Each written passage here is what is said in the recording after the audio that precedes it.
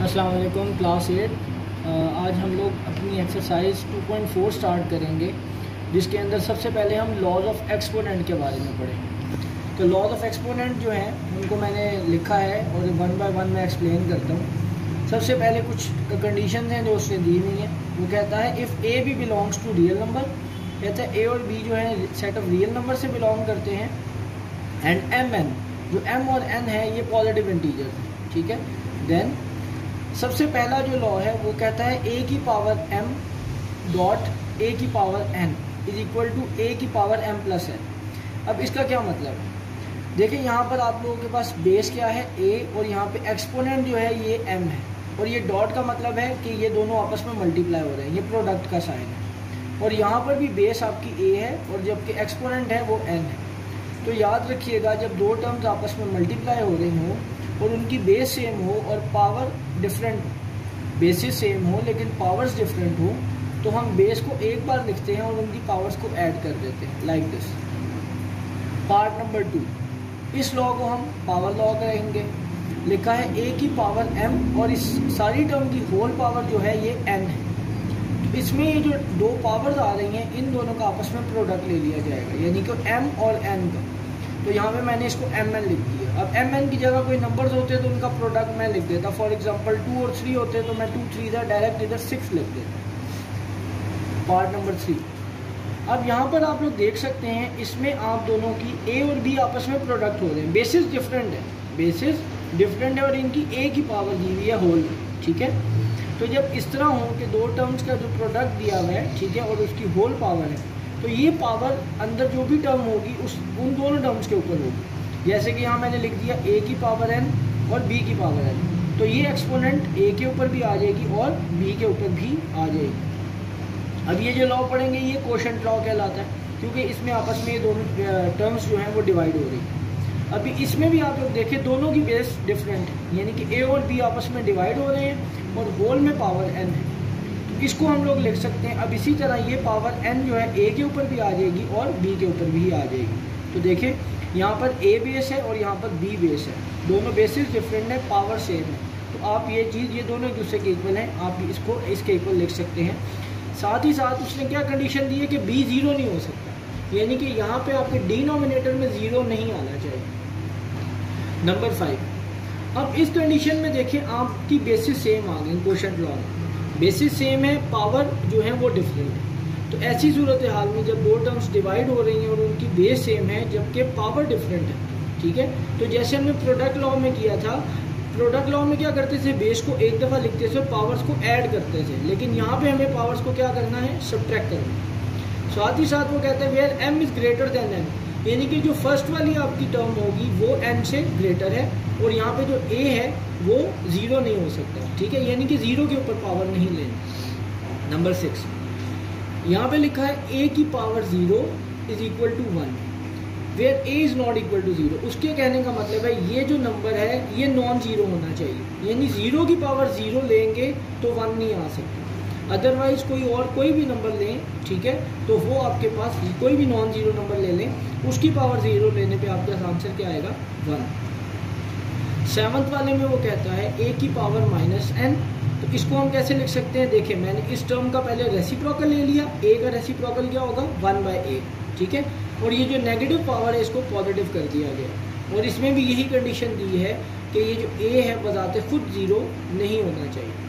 अब हम एक्सरसाइज की तरफ बढ़ रहे हैं। एक्सरसाइज का क्वेश्चन नंबर 1 में वो कहता है use laws of exponents to simplify. Exponent law का इस्तेमाल करना है, ये जो हमने पढ़े हैं 7, ठीक है, और इस क्वेश्चन को सॉल्व करना। तो सबसे पहले मैंने क्या किया, ये जो 2 और -8 है इसको तो सेपरेट कर लिया, ठीक है, और फिर जो x वाली टर्म्स हैं इनको इकट्ठा लिख लिया, x की पावर 5 और x की पावर -3, और इसी तरह y की पावर -4 और y की पावर 2। अब आप लोग देख सकते हैं कि यहाँ पर आपकी बेसिस क्या है, सेम, बेसिस क्या है, सेम, और ये आपस में मल्टीप्लाई हो रहे हैं। इसमें आप लोग ये जो फर्स्ट वाला लॉ है, ये जो आपको मैंने भी पढ़ाया, ए की पावर एम डॉट ए की पावर एन, ठीक है, तो ये अप्लाई होगा।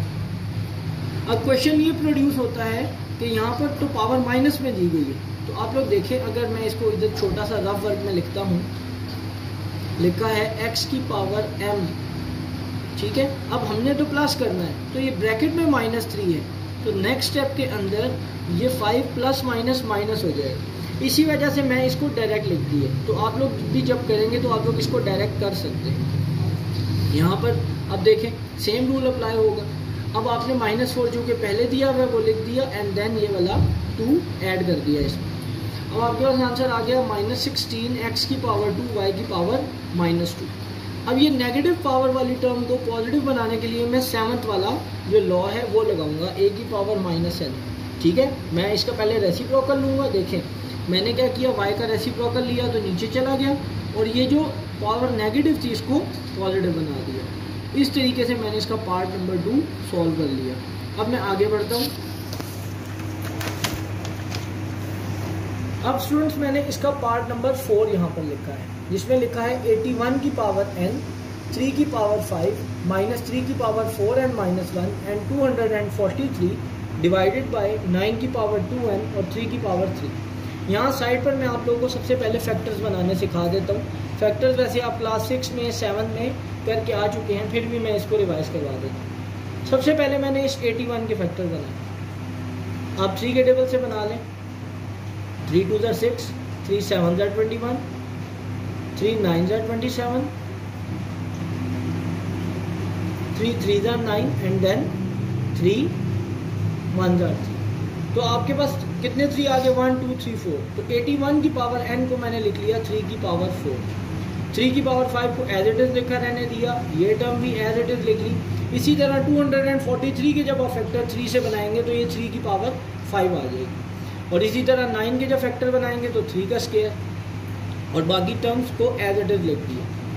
नेक्स्ट स्टेप में अब मैंने क्या किया, जो लॉज ऑफ एक्सपोनेंट का इस्तेमाल करना शुरू कर दिया। आप लोग देख सकते हैं ये पावर लॉ इस्तेमाल किया, 4 और n ये दोनों को आपस में प्रोडक्ट कर दिया इनका। 4 और n का प्रोडक्ट लिया तो 4n, 3 की पावर 5 एज इट इज आ गई, और यहाँ पर आप लोग देखें 3 बेस है और इधर भी बेस 3 है, लेकिन एक्सपोनेंट्स डिफरेंट है, तो प्रोडक्ट लॉ का इस्तेमाल करेंगे। ठीक है, इसमें क्या होगा, प्रोडक्ट लॉ में जब बेसिस सेम हो तो पावर्स ऐड हो जाती है, तो 4n -1 प्लस 5।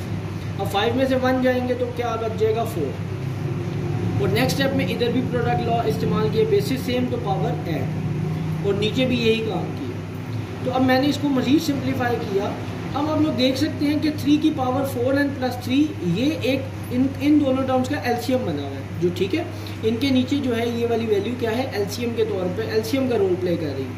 और एलसीएम को मैं ब्रेक करके कैसे लिख सकता हूँ, इस टर्म के नीचे भी लिख सकता हूँ और साथ ही इस टर्म के भी, क्योंकि ये जो है इस होल लाइन का मतलब ये है कि ये टर्म इसके नीचे भी है और इसके नीचे भी है, इसीलिए मैंने इसको सेपरेट कर दिया। ठीक है, now we will use quotient law.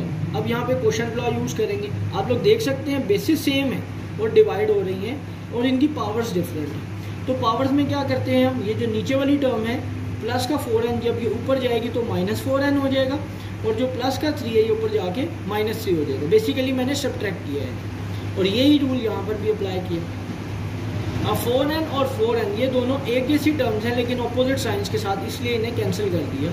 फिर 5 में से 3 माइनस हुए तो आंसर में क्या बचा 2, और यहाँ पे 4 में से 3 गए तो आंसर में बचा 1।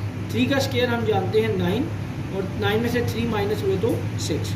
ठीक है, इस क्वेश्चन के मैंने आप लोगों के लिए 2 पार्ट्स कर दिए हैं, और ये रिमेनिंग जो 2 पार्ट्स हैं ये आप लोग इसी तरह इन लॉ ऑफ एक्सपोनेंट का इस्तेमाल करते हुए खुद से करेंगे। अब हम आगे बढ़ते हैं।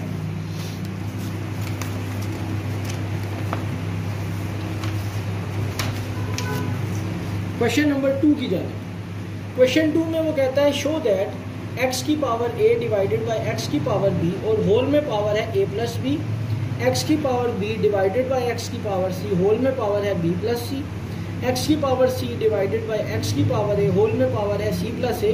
इस सारी चीज़ को सिंप्लीफाई करने के बाद मुझे ये प्रूफ करना है कि हमारे पास आंसर 1 आ गया। तो मैंने लेफ्ट हैंड साइड को कंसिडर किया। अब देखें यहाँ पे क्वोशंट लॉ का इस्तेमाल किया, a और b ये आपस में क्या है, ये इनकी टर्म्स आपस में डिवाइड हो रही हैं, इनकी पावर्स को मैंने माइनस किया। इस a प्लस बी को एज इट इज लिखा रहने दिया और इन दोनों को मैंने a माइनस बी कर दिया। इधर भी b माइनस सी यहाँ कर दिया, b प्लस सी को एज इट इज लिखा रहने दिया। इधर c प्लस a को एज इट इज लिखा रहने दिया और c a को और a को आपस में सब्ट्रैक्ट कर दिया। तो हम लोगों ने एक फार्मूला पढ़ा था यहाँ, जो कि मैं यहाँ पे लिख रहा हूँ, फार्मूला यहाँ पे लिख रहा हूँ, a plus B into A minus B that is equal to A square minus B square.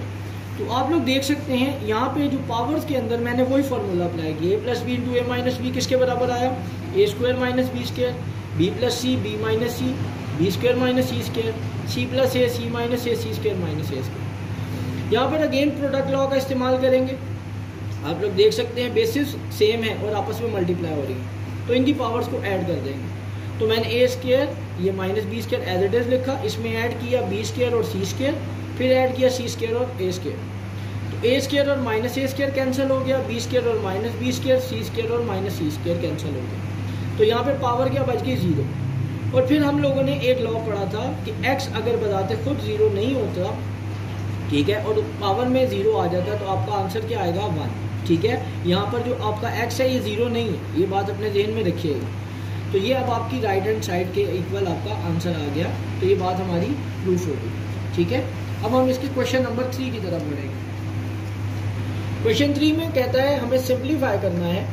Part number 1 इसका है 2 की पावर 1/3 मल्टीप्लाई 27 की पावर 1/3, 60 की पावर 1/2, 180 की पावर 1/2, 4 की पावर -1/3 और 9 की पावर 1/4। तो फिर मैंने क्या किया, 2 की पावर 1/3 एज इट इज लिख दिया, 27 को लिख सकते हैं 3 का क्यूब। यहाँ पे मैंने 60 के फैक्टर बनाए, ये मैं आपको रिवाइज करा देता हूँ कि मैंने कैसे बनाए हैं। यहाँ पे मैं रफ वर्क ले लेता हूँ, ये 60 के मैं फैक्टर्स बनाने जा रहा हूँ। 2 3 2 0 2 1 1 कैरी दिया तो 2 5 10, 3 5 एंड देन 5 1। हम लोगों के पास होल में पावर दी हुई है 1/2, तो इसीलिए 2 × 2 को मैंने ये 2 का स्क्वायर लिख लिया और बाकी 3 और 5 को एज इट इज लिख दिया। यही फैक्टर्स वाला ही मेथड मैंने 180 के लिए भी अप्लाई किया। ठीक है, और इसको ब्रेक करके लिख दिया 2 स्क्वायर 3 स्क्वायर इंटू 5। यहाँ पे स्क्वायर ही क्यों लिखा, क्योंकि होल में पावर 1/2 थी, ताकि इनका जब प्रोडक्ट लिया जाए तो आपस में कैंसिल हो सके। 4 को मैंने लिख लिया 2 का स्क्वायर और 9 को लिख लिया 3 का स्क्वायर। आगे इसको सिंप्लीफाई कैसे करना है ये देखते हैं। 2 की पावर 1/3 एज इट इज लिख दिया। अब यहाँ पे अगेन आप लोग देखें, मैं क्या करने जा रहा हूँ, लॉ ऑफ पावर, यहाँ पावर लॉ जो है वो इस्तेमाल करने जा रहा हूँ। ठीक है, 3 को 1/3 से मल्टीप्लाई किया तो ये कैंसिल आउट हो गए। यहाँ पर आप लोग देख सकते हैं ये बेसिस डिफरेंट है, बेसिस डिफरेंट है और इनकी होल पावर आई हुई है। तो ये हमने लॉ पढ़ा भी था कि जब होल में एक पावर है और बेसिस आपस में अंदर डिफरेंट है और मल्टीप्लाई हो रही है तो ये होल पावर सब के ऊपर आएगी। तो ये 2 की पावर 2 मल्टीप्लाई 1/2, 3 के ऊपर 1/2 आ गई, क्योंकि इस वक्त 3 की पावर 1 है, तो 1 के साथ 1/2 मल्टीप्लाई हो तो 1/2 ही आता है। इसी तरह 5 की पावर 1/2, डिनोमिनेटर में भी इसके ऊपर भी यही वाला लॉ अप्लाई किया जो मैंने इसके ऊपर किया है। यहाँ तक 2 को -1/3 से मल्टीप्लाई किया तो -2/3 और 3 की पावर 2 को 1/4 से मल्टीप्लाई कर दिया और इनकी पावर्स की जो जिसकी कटिंग हो रही थी, कटिंग करने के बाद मैंने टर्म्स को लिख लिया। 2 की पावर 1/3 एज इट इज उतर गई, यहाँ पे सिर्फ 3 बच गया, यहाँ पर भी सिर्फ 2 बच गया, यहाँ पे 3 की पावर 1/2 बच गई और यहाँ पे 5 की पावर 1/2। इधर सिर्फ 2 बच गया तो ये 2 और ये 2 कैंसिल, यहाँ पर सिर्फ 3 बच गया तो ये 3 और ये 3 कैंसिल। 5 की पावर 1/2 को एज इट इज लिख दिया, 2 की पावर -2/3 और 3 की पावर 1/2। अब ये वो टर्म्स हैं जो मेरे पास बच गई हैं। तो इसमें मैंने क्या किया, जो सेम वाली है, सेम बेसिस वाली हैं, उनको सिंप्लीफाई किया। 2 की पावर 1/3, तो इसकी जो पावर -2/3 थी ऊपर आके प्लस हो जाएगी। इसी तरह 1/2 ये वाली प्लस 1/2 पर आगे माइनस हो जाएगी और इधर भी यही रूल अप्लाई किया। अब आप लोग देख सकते हैं अगर मैं इनका एलसीएम लूँ तो 3 आएगा और ऊपर 1 + 2 एज इट इज आ जाएगा, क्योंकि ये लाइक टर्म्स है। ठीक है, लाइक फ्रैक्शंस में आपको पता है जो डिनोमिनेटर में होती है वैल्यू ऐसे ही आ जाती है और न्यूमिनेटर वाली वैल्यूज़ का सम ले लिया जाता है। तो यहाँ पर आ गया 3 की पावर 0, 5 की पावर 0 और ये हम लॉ पढ़ के आए हैं कि किसी नॉन ज़ीरो नंबर की पावर अगर 0 आए तो आंसर आता है 1। यहाँ पर 3 और 3 की आपस में कटिंग हो गई तो बच गया 1, क्योंकि 3 डिवाइडेड बाई 3 = 1। तो हमारे पास जो फाइनल आंसर आ गया वो आया 2। ठीक है, इसका मैंने इस क्वेश्चन का एक और पार्ट किया है। That is part number 4। यहाँ पर एक नई चीज़ सीखने को मिलेगी, लिखा है x की power 3 whole power 2 divided by, यहाँ पर आप देखें 3 के ऊपर पावर दी हुई है, यहाँ पे होल में बाहर पावर नहीं दी हुई, तो इसको कैसे करना है ये देखते हैं। 3 की पावर 2, यहाँ पे तो पावर लॉ अप्लाई हो जाएगा, 3 और 2 का प्रोडक्ट ले लिया जाएगा, लेकिन यहाँ पर ये रूल नहीं अप्लाई हो सकता क्योंकि यहाँ पे ब्रैकेट नहीं डलेगी और ये होल की पावर नहीं है। बेसिकली ये इस 3 की पावर है, ये इस 3 के ऊपर पावर है, तो इस 3 की पावर 2 का मतलब है 3 3 9, तो इस वजह से मैंने यहाँ 9 लिखा। चूँकि ये डिवाइड हो रहे हैं तो मैंने इनको फ्रैक्शन में लिख लिया, और यहाँ पे अब मैं कोशेंट लॉ अप्लाई करूँगा। कोशेंट लॉ में क्या होता था, जब बेसिस आपस में सेम हो और ये टर्म्स डिवाइड हो रही हो तो ये आपस में पावर्स माइनस हो जाती है। तो 6 में से मैंने माइनस किया 9 को, तो आंसर में आया -3, ठीक है। और अब ये जो -3 है, अगेन मैंने क्या किया, पहले इसका रेसिप्रोकल लिया और इस नेगेटिव पावर को पॉजिटिव बना दिया, ठीक है। अब इसके जो रिमेनिंग 2 पार्ट्स हैं वो आप लोग खुद से करेंगे। यहाँ पर हम लोगों की एक्सरसाइज 2.4 मुकम्मल हो जाती है। आगे नई एक्सरसाइज की तरफ बढ़ते हैं, दैट इज एक्सरसाइज 2.5। इसमें हम एक नई टर्म के बारे में पढ़ेंगे जो कहलाती है कॉम्प्लेक्स नंबर। इससे पहले आप लोगों ने ये छोटी क्लास में या पिछले किसी भी यूनिट में इसके बारे में नहीं पढ़ा। आप लोगों ने आज तक पढ़ा नेचुरल नंबर के बारे में, होल नंबर्स के बारे में, इंटीजर्स के बारे में, रैशनल नंबर्स के बारे में, इररेशनल नंबर्स के बारे में, रियल नंबर्स के बारे में, लेकिन कॉम्प्लेक्स नंबर के बारे में आज तक नहीं पढ़ा। तो ये कॉम्प्लेक्स नंबर क्या होते हैं, इसको ज़रा समझने की कोशिश करते हैं। लिखा है a number of the form z is equal to a plus B iota, ये जो i है इसको आयोटा पढ़ेंगे, where a and b are real numbers and iota is equal to square root -1 is called a complex number and is represented by small z, that is z is equal to a plus iota b। मैं अब इस सारी term को Aahista Aahista explain करूँ। कहता है कोई भी नंबर जिसको स्मॉल जी से डिनोट किया जाए, ठीक है। स्टैंडर्ड फॉर्म जो है कॉम्प्लेक्स नंबर की वो ये स्मॉल जी से डिनोट करेंगे और उसको लिखेंगे a plus B, this is iota. इसको क्या पढ़ते हैं, आयोटा, ये जिसको मैंने अंडरलाइन किया है ये आयोटा कहलाता है। जबकि इसमें ये वाला a और b 2 रियल नंबर्स हैं और इस आयोटा की जो वैल्यू है ये स्क्वायर रूट -1 होती है, ठीक है।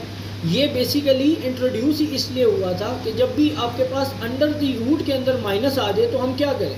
तो जब ये टर्म फिर इसलिए इंट्रोड्यूस की गई कि स्क्वायर रूट के अंदर या किसी भी रूट वाली वैल्यू में जब फिर स्क्वायर रूट के अंदर जब माइनस आएगा तो हम क्या करेंगे, फिर ये टर्म आयोटा का इस्तेमाल किया जाएगा, ठीक है। और इसका सेट कैसे लिखा जाता है, सेट की फॉर्म में इसको लिखते हैं z such that z is equal to a plus b iota where a b belongs to real number यानी कि r and iota is equal to square root -1।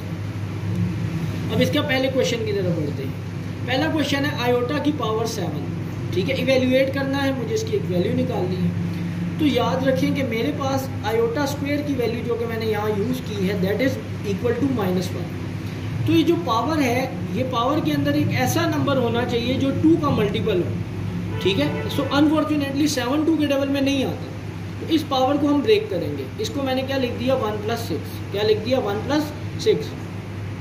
2.4 में अभी हम लोग लॉस पढ़ के आए हैं, उसमें आपको नज़र आ रहा था कि जब आपस में पावर्स ऐड हो रही हैं तो ये हम इनको ब्रेक करके भी लिख सकते हैं। मसलन यहाँ से मैं रिवर्स जाता हूँ, फिर आपको ज़्यादा अच्छा समझ आएगा। 2 बेसिस आपस में डिफरेंट है, 2 बेसिस सेम है और आपस में मल्टीप्लाई हो रही है। इनकी पावर्स क्या होती हैं, ऐड, जो कि मैंने यहाँ की।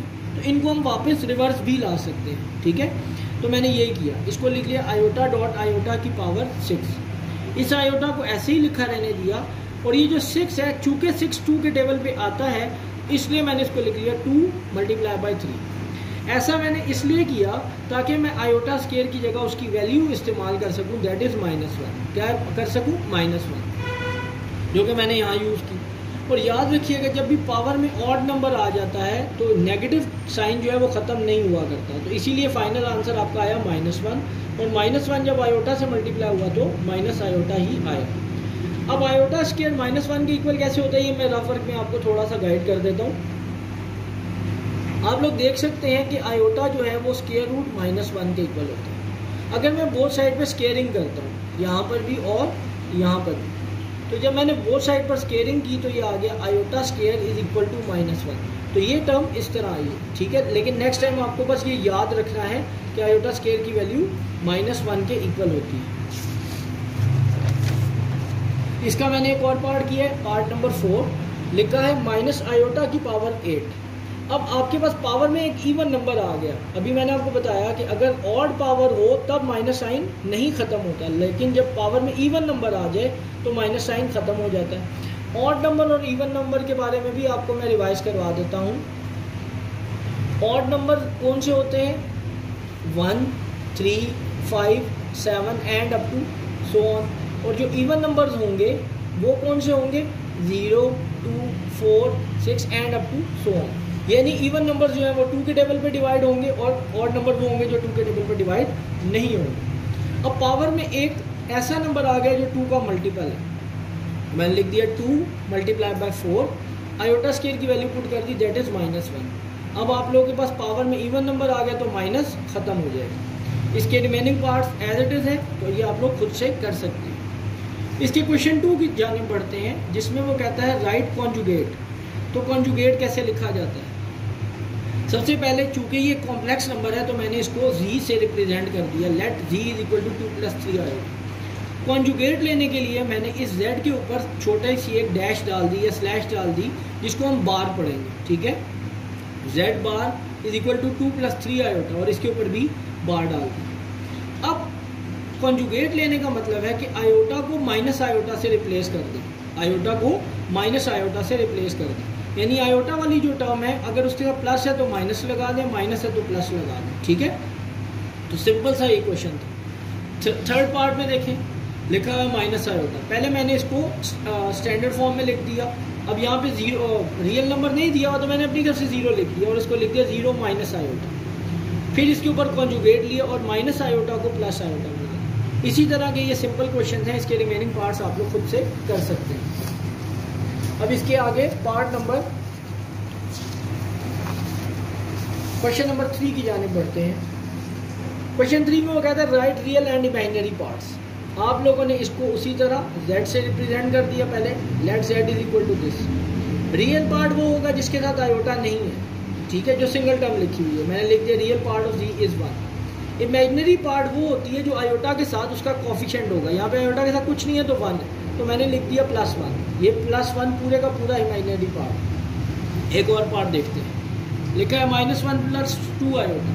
पहले z से लेट किया, real part re of z का मतलब रियल पार्ट ऑफ z, वो क्या होगा -1। और इमेजिनरी पार्ट क्या होगा? ये सारे का सारा +2। आयोटा साथ नहीं लिखना, बहुत सारे बच्चे मिस्टेक करते हैं कि साथ आयोटा भी लिख देते हैं। इसके रिमेनिंग 2 पार्ट्स आप लोग खुद से कर सकते हैं। इस एक्सरसाइज के लास्ट क्वेश्चन है find x and y if x + iota y + 1 is equal to 4 - 3 iota. तो मैंने इस क्वेश्चन को एज इट इज लिखा और फिर रियल पार्ट्स को इकट्ठा किया, x और 1। चूंकि इनके साथ आयोटा नहीं है तो ये रियल पार्ट का रोल प्ले करेंगे और यहाँ पे आयोटा y लिखा इक्वल टू 4 - 3 आयोटा। अब मैं क्या लिखने जा रहा हूँ? Compare real and imaginary parts. Real और इमेजिनरी पार्ट्स को कंपेयर करें। x + 1 को किसके इक्वल लिखा? 4 के, और y को किसके लिखा? 3 के, -3 के इक्वल। मैंने आपको बताया था कि आयोटा को साथ नहीं लिखना, इमेजिनरी पार्ट जो आयोटा के साथ होता है उसको लिखना। तो यहाँ पे लेफ्ट साइड पे y है और यहाँ पे राइट साइड पे -3 है, ठीक है। इसके आपने साइन को भी साथ लिखना। इसको सिंप्लीफाई किया, 1 उधर जाके क्या होगा? माइनस, तो 4 - 1 दैट इज इक्वल टू 3, ठीक है। तो यहाँ पर आपकी एक्सरसाइज 2.5 मुकम्मल होती है। तो आप लोगों ने इस वीक में 2.4 और 2.5 मुकम्मल करनी है, ठीक। ओके, अल्लाह हाफिज़।